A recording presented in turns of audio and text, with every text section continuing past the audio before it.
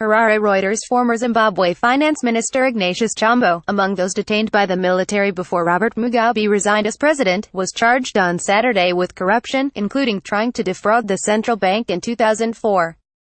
The court appearance was the first time Chombo had been seen in public since being detained after the military seized power in Operation Restore Legacy, which it said was meant to remove the criminals around Mugabe.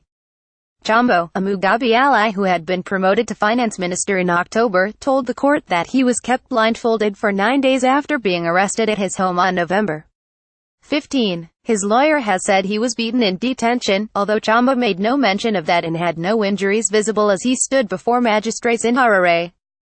Several members of a group allied to Mugabe and his wife Grace were detained and expelled from the ruling party, including Chombo, the ousted head of the influential ZANU-PF Youth League Ignatius Chombo, and a deposed leader in the party's youth wing, Ignatius Chombo.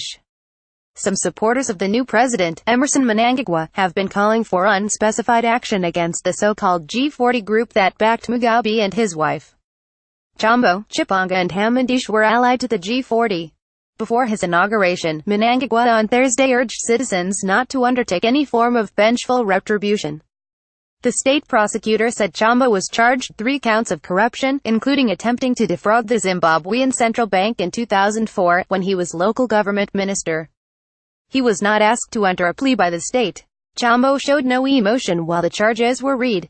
The court ordered Chombo detained until Monday, when his bail application will be heard. Describing his arrest, when his wife had also been present, Chombo told the court, "While we stood in the room, there rushed in between 5 and 6 people wearing masks and all of them had guns. The guns were pointing at us."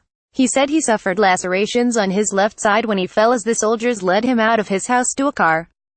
Chombo's lawyer, Lovemore Madhuku, said on Friday Chombo was admitted to hospital with injuries sustained from beatings he received in military custody.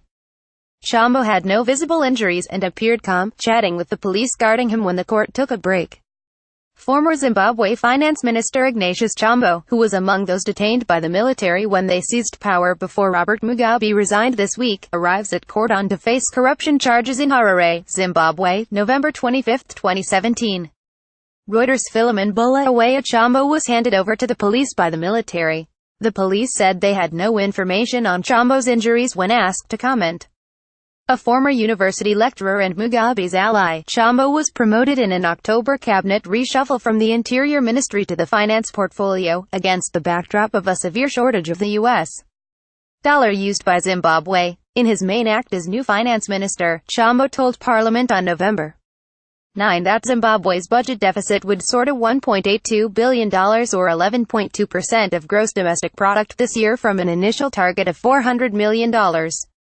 In the same court, Chombo faced charges of making statements aimed at undermining public confidence in the defense forces and was also detained until Monday, when his bail application will be heard. Chombo faced 6 counts of kidnapping and 1 of publishing falsehoods and was detained in custody until Dec. 8 MDC demands action. File photo. Finance Minister Ignatius Chombo speaks at a rally of the ruling ZANU-PF party in Harare, Zimbabwe, November 8, 2017. Picture taken November 8, 2017. Reuters Philemon Bulawayo. File photo. Mugabe's fall after 37 years in power was triggered by a battle to succeed him that pitted Mnangagwa against Mugabe's much younger wife Grace, who is 52. Mnangagwa, 75, the former vice president sacked by Mugabe this month, was sworn in as president on Friday. The 93-year-old Mugabe, who had led Zimbabwe from independence in 1980, stepped down on Tuesday after the army seized power and the ruling party turned against him. On Friday, Zimbabwe's Judge President George Chiwishe nullified Mugabe's decision to fire Mnangagwa as his deputy, a move that triggered the military intervention. In his inauguration speech, Mnangagwa laid out a grand vision to revitalize Zimbabwe's ravaged economy and vowed to rule on behalf of all the country's citizens.